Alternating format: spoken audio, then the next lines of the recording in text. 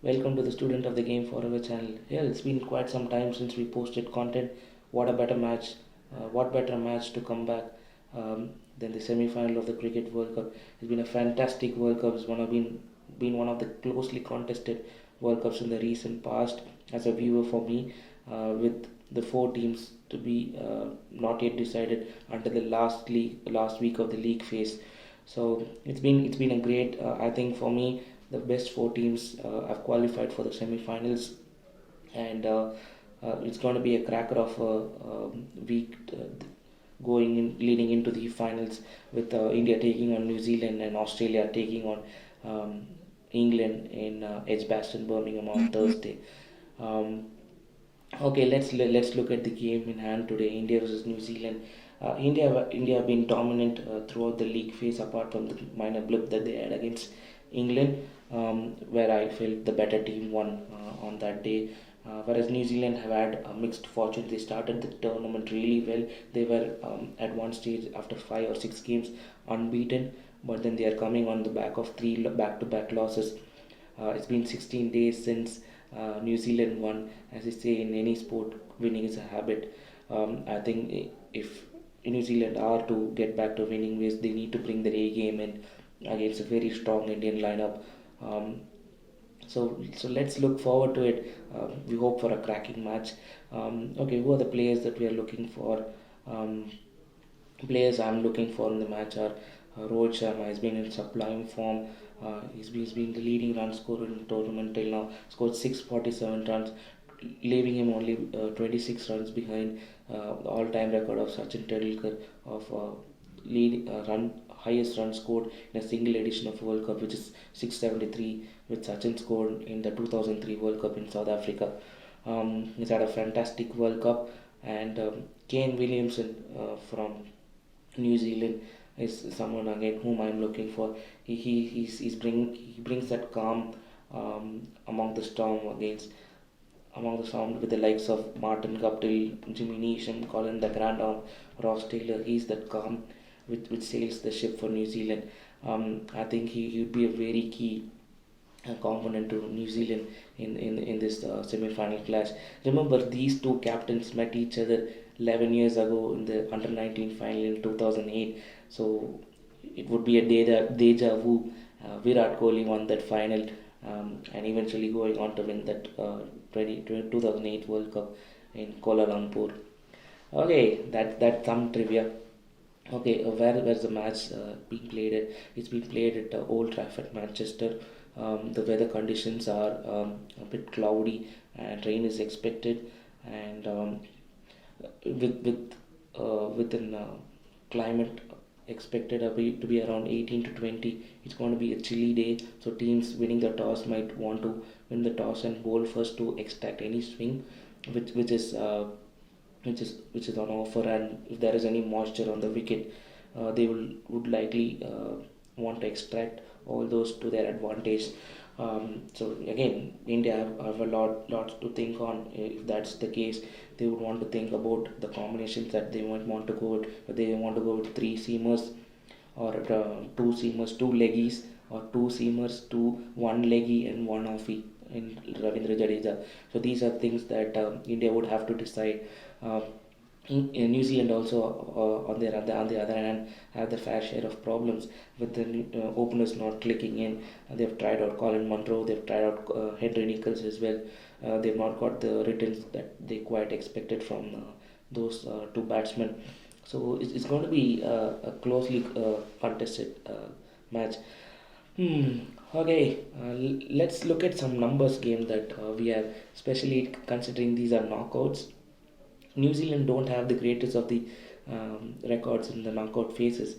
It was only until 2015 they had not reached the finals of the Cricket World Cup even once. So New Zealand have won only one out of the seven last semi-final appearances in a Cricket World Cup, which was in Auckland against South Africa in the 2015 World Cup. So they have lost six semi-finals. So it clearly says that they are not the best when it comes to handling pressure in knockout phases. India, on the other hand, have a 3-3 record when it comes to knockout or semi-final matches. They've won three, they've lost three. So it would be interesting to see how they go about it.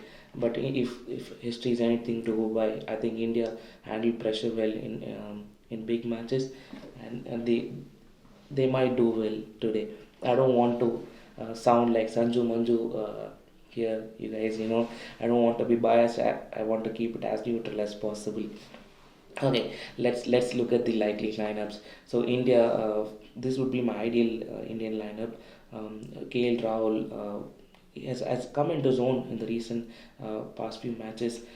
He has taken his time. Yes, because he's initially pushed down to number four, where the role was completely different, and then suddenly after the one century, he had to come up the order. He has taken his time, and he's got starts, and now he started converting those starts into big ones. I just hope he has a good one today as well. Rohit Sharma would be back opening the batting along with him.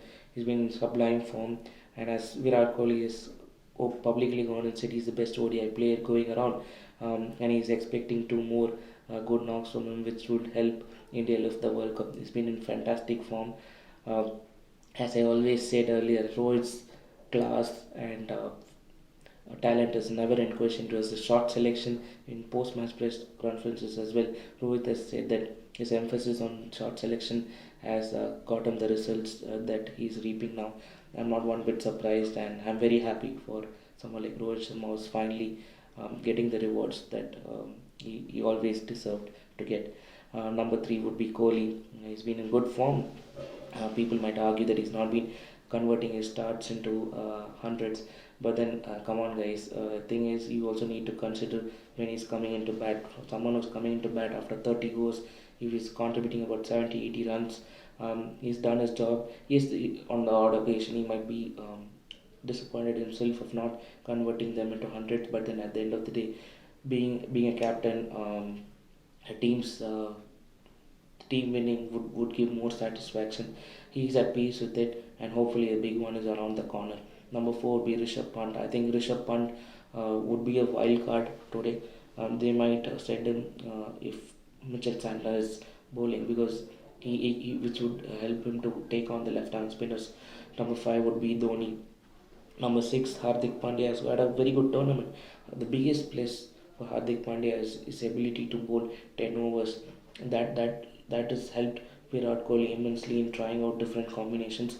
So that is something Hardik Pandya has contributed as a batsman, as a bowler, and as a fielder as well in this tournament. So Hardik Pandya would be at number seven. Number six, sorry. Number seven would be Dinesh Karthik, who would be playing the role of a finisher. Number eight for me would be Ravindra Jadeja, given his fielding in a crunch match like a semi-final. 10 to 15 runs saved on the field would be extremely important. So I would have him in the team, considering there are a lot of right-handers in the New Zealand top six. So he would be my number eight. Number nine would be Kuldeep Yadav. Kuldeep Yadav, I've chosen him because Kane Williamson and Ross Taylor have struggled against him in the recent past. Kane, incidentally, averages only 18 against left-hand spin.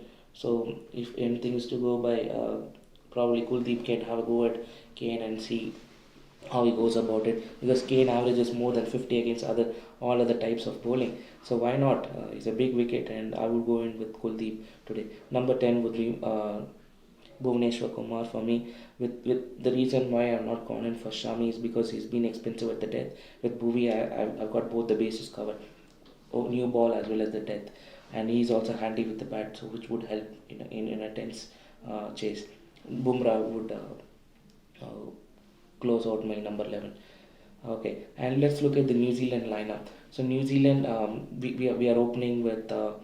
I mean, they've had their own opening problems, so I would probably suggest them to go with probably push someone like Henry Nichols down to number 5, given he has had experiences in the past playing at number 5 in the middle order, so they can open with Martin Kapil and Tom Latham, the wicket keeper. Number 3 would be Kane Williamson, 4 Taylor. Number 5 would be Henry Nichols, 6 Jimmy Neesham. He's had a very good World Cup, so I guess with both the ball and bat, he has bowled well and contributed at key junctures for New Zealand, so he'll be a key component for them in this clash. Number 7 would be Colin the Grandhome. He will bowl as WWC must and go for lusty blows in the end. Number 8 would be Mitchell Santner. Number 9 would be Matt Henry. Number 10 would be Lockie Ferguson. Lockie Ferguson has been very impressive in this tournament, and he's bowled that fiery spells which New Zealand have required from him, and he's been probably one of the finds of the tournament for world cricket. He's bowled well, fast, and got those key breakthroughs for New Zealand.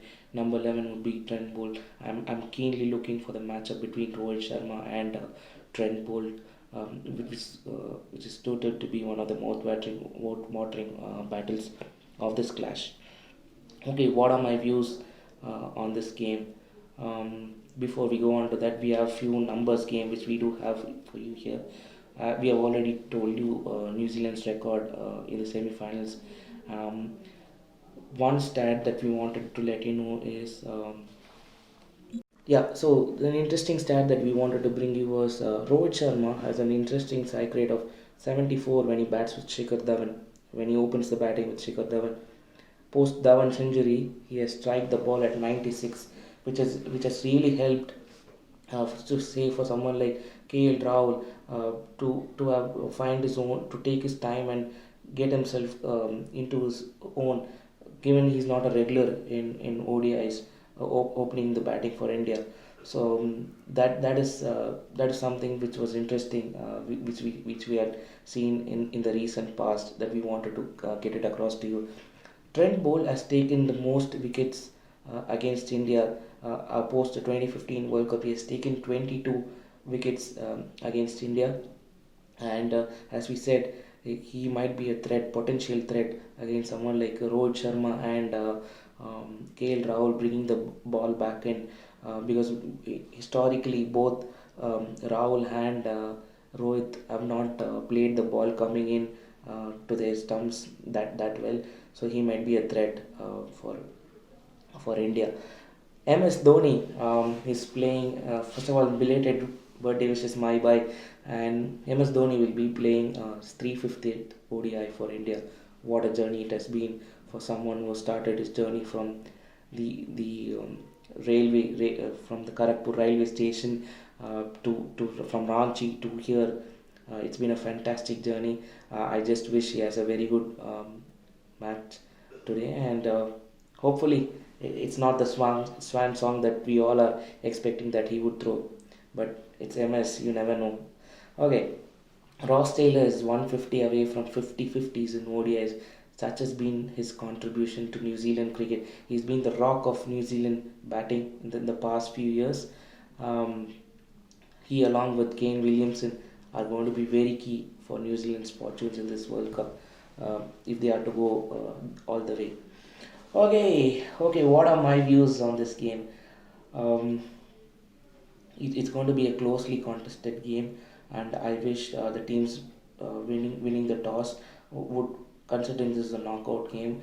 I don't expect it to be a 350 360 game. Even if it's going to be a 280 300 game, it will be a very close game, considering there are the external pressures of a World Cup semi-final.